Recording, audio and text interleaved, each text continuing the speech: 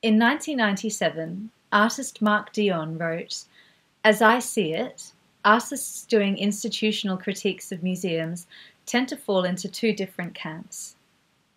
There are those who see the museum as an irredeemable reservoir of class ideology. The very notion of the museum is corrupt to them.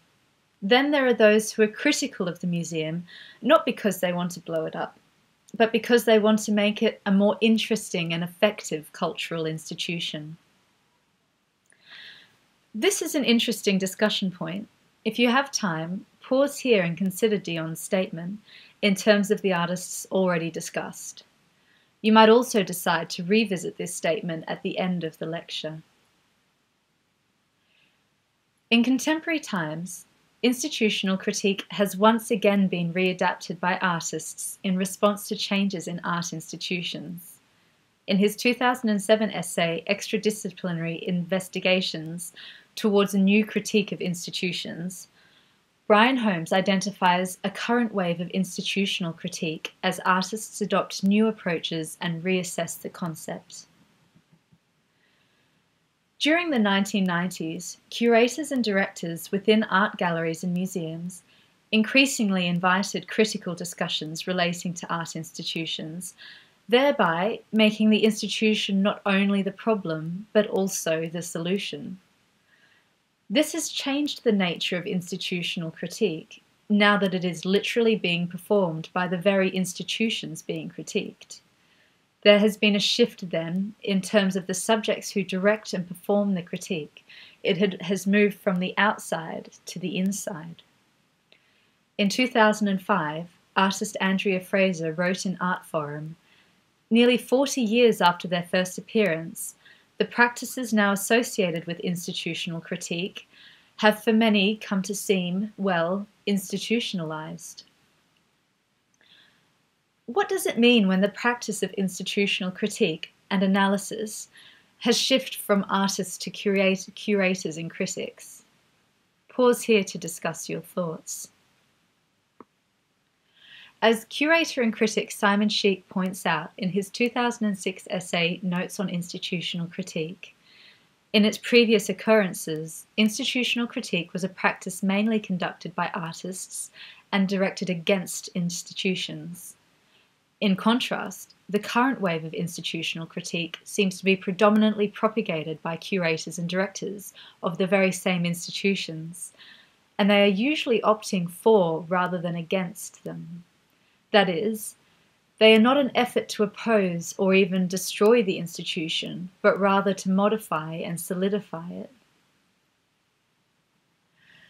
The total absorption of institutional critique by the institutions thus makes institutional critique as a critical method completely obsolete.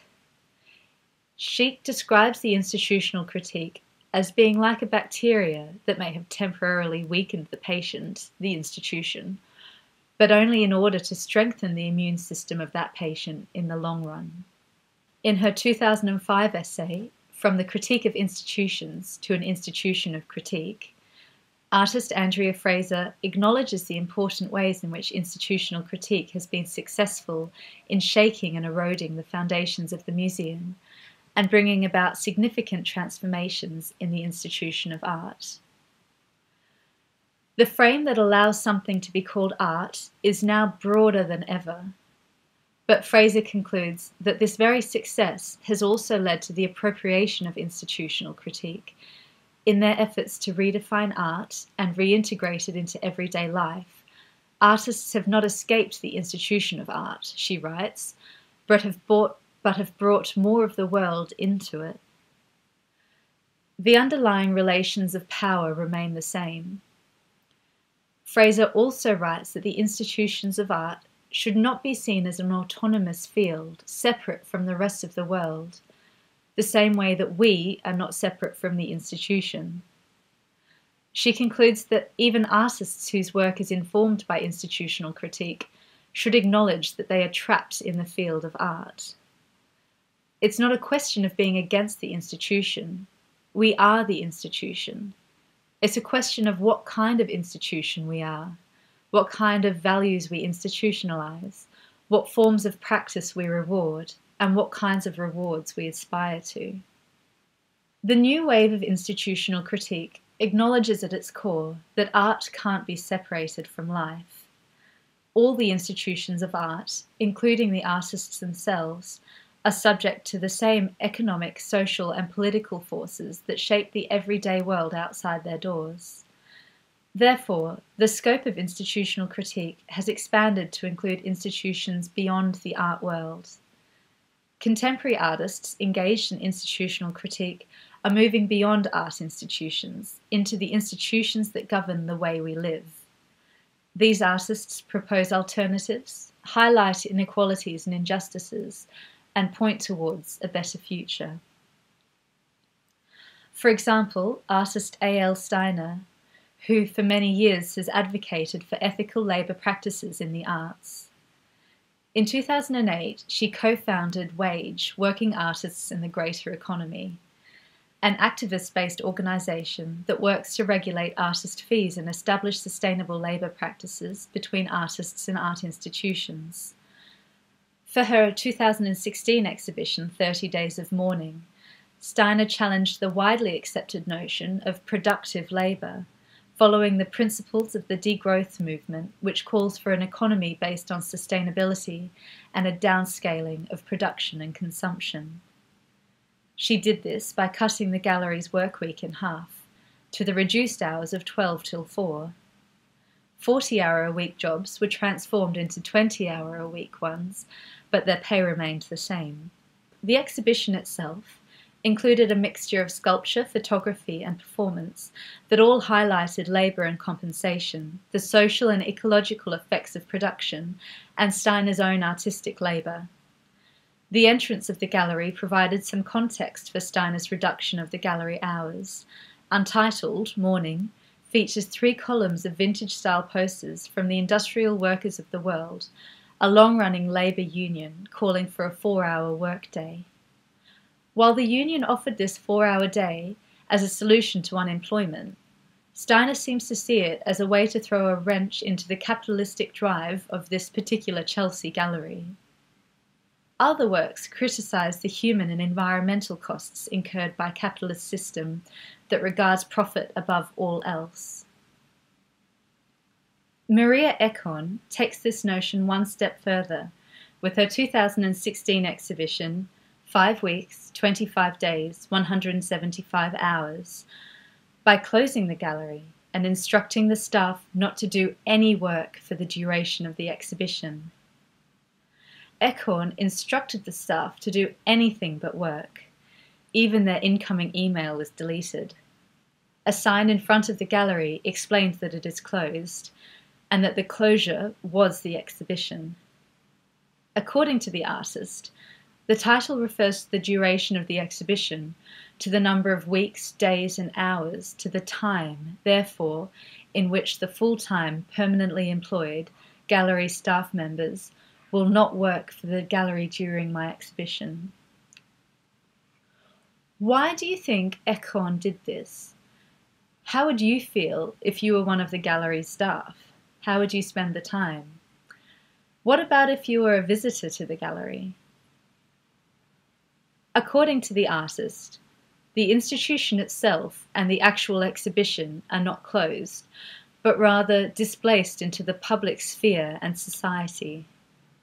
The work is constituted not in the empty gallery, but in the time given to the staff and what they choose to do with it. Eichhorn's project is, ultimately, a consideration of how we assign value to time. She explores this by questioning how capital shapes life through labour, but also through a critique of the notion of free time and the binaries of work and leisure. At the heart of the project is a belief in the importance of questioning work, of asking why, within our current political context, work is synonymous with production, and if, in fact, work can also consist of doing nothing. The closure might also aggravate the vulnerable relationships a mid-sized gallery has with its audience, stakeholders, funders, trustees, and private and corporate patrons. Non-shows like this can reveal the cracks, they can also widen them. This isn't the first time that an Eichhorn exhibition has effectively consisted of an empty gallery space. In 2001, she used her budget for an exhibition for a gallery in Switzerland to pay for much-needed renovations to the building, leaving the galleries themselves empty. In this case, the artwork was delegated to the builders who completed the renovations. Simply titled Money at Kunstsaal Bern, Eichhorn's work explored the structures that enable an exhibition space to function. Turning the gallery inside out is a well-trodden path which can be traced back to conceptual artists in the first wave of institutional critique. For more information on the historical precedents for Eichhorn's work, check out the No-Show Museum. Like Eichhorn, British artist Carey Young's work also operates within institutional structures, often involving legal and social interventions. Her 2005 exhibition, Consideration, featured a series of mixed media works involving contractual agreements in which viewers would be included from the moment they entered the exhibition. Created in conjunction with a legal team, the text, video, and performative works explore notions of individual autonomy, freedom of speech, and the social contract. According to the artist, I'm interested in the legacy of institutional critique, but from the perspective of comparing the institutions of art with the institutions of business and law, which to date seem to have largely fallen outside artistic interpretation of the word institution. The works in this show involve legal processes which choreograph and alter a typical exhibition-going experience, from receiving an invitation to entering or moving through a gallery space, or deciding that one might like to own one of the works in the show. The works centre on the crossing of borders, whether political, geographic, or personal. Speaking about one work within the exhibition, declared void, Young has said, "Working with a lawyer, I can create contractual structures which are legally valid yet entirely absurd, which interrogate the institution of law whilst pushing legal structures to their limits, and which implies some kind of end point of law." How would you feel standing within the zone? Vulnerable? Liberated? In 2009, Young collaborated with a communications company. Using its tools, software, and live agents, the artist launched a series of specially adapted call centre services. Extending the viewer's experience beyond the walls of the exhibition, she highlighted the administrative networks of the institution. According to Young, speech acts centred on a series of telephone-based artworks offering a mediation on corporate systems, criticality, and individual autonomy, which linked to a call centre based in St. Louis. By picking up a phone receiver in the gallery, you'd be connected to any of 7 different works, which featured audio recordings and live agents. For example, Welcome to the Museum played with the automatic answering system used by any large museum. It's also arguable that this new wave of institutional critique has produced more of an emphasis on activist interventions, with organisations such as the Guerrilla Girls and Liberate Tate. Since 1985, the Guerrilla Girls have set out to shame the art world for its underrepresentation of women artists. Their posters, in the words of one critic, were rude, they named names, they printed statistics, they embarrassed people. In other words, they worked. In addition to posters, which are now considered highly valued works of art, the group also produced billboards, performances, protests, lectures, installations, and limited edition prints. Do you think that women are still underrepresented in the art world? Are the messages being propagated by the Guerrilla Girls still relevant today? Demonstrating how little has changed in their 30-year history, their 2015 work, How Many Women Had One-Person Exhibitions at an NYC Museum Last Year, juxtaposes the number of women who had one-person exhibitions at New York City museums in 1985 and 2015. Viewed side by side, what stands out are the enlarged dates, drawing attention to the amount of time that has passed and how little these numbers have moved. Not as much progress as one might expect. This poster encapsulates the significance of the Guerrilla Girls' role in the history of art over nearly half a century, and how far there is still to go before gender equity is reached in the art world.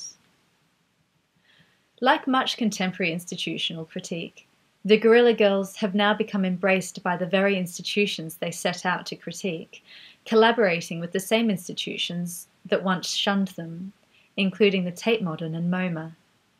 For example, their 2016 work Complaints Department, which was operated by the Guerrilla Girls at the Tate Modern, during which individuals and organisations were invited to post complaints about art, culture, politics and the environment, or any other issue they care about, which were then displayed on rolling bulletin boards.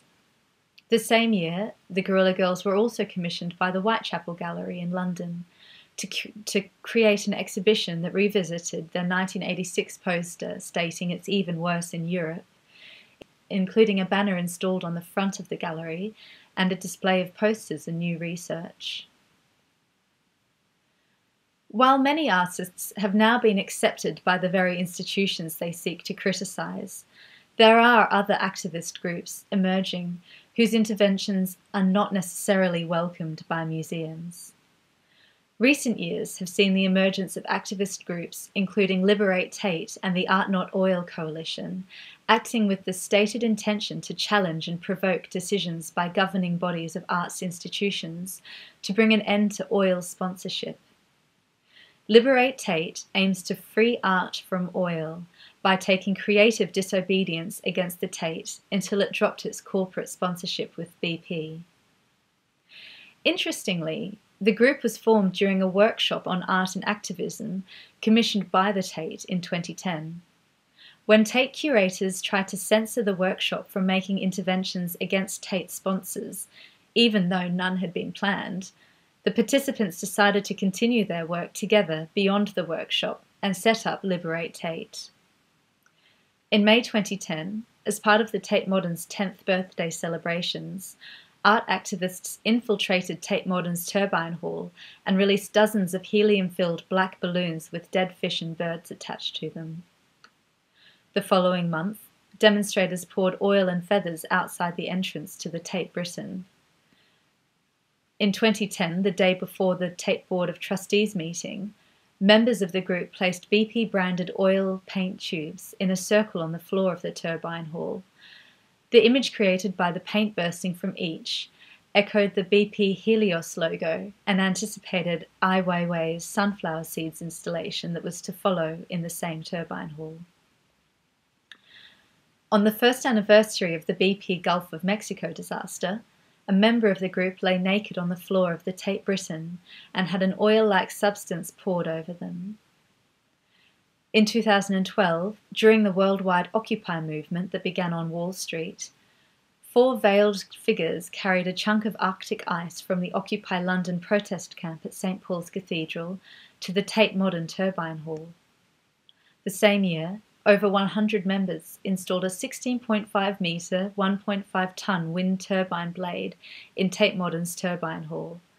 The artwork, called The Gift, was submitted to be part of the Tate's permanent collection. Tate's governing board of trustees decided not to accept the gift as part of their permanent collection. In 2014, members of the group reinterpreted Malevich's iconic Black Square in Tate Modern's turbine hall. The art intervention referred to Tate's refusal to disclose information about its sponsorship relationship with BP. The following year, after Tate had been forced by the British courts to reveal the amount of sponsorship money it received from BP, 9 veiled performers threw £240,000 of specially designed BP Tate money from the members' room inside Tate Britain, representing the average amount of money received annually between 1990 and 2006. In 2012, Liberate Tate joined forces with the Art Not Oil and Platform to release 3 alternative audio tours themed around the issue of BP sponsorship of Tate for the 3 locations of Tate Britain, Tate Modern and the Tate Boat. Liberate Tate is an example of how the current wave of institutional critique tackles contemporary issues, expanding its scope beyond the museum or art institution to incorporate wider social and political movements, taking aim at anything from the legal system to corporate institutions, in order to pave the way for real-world change.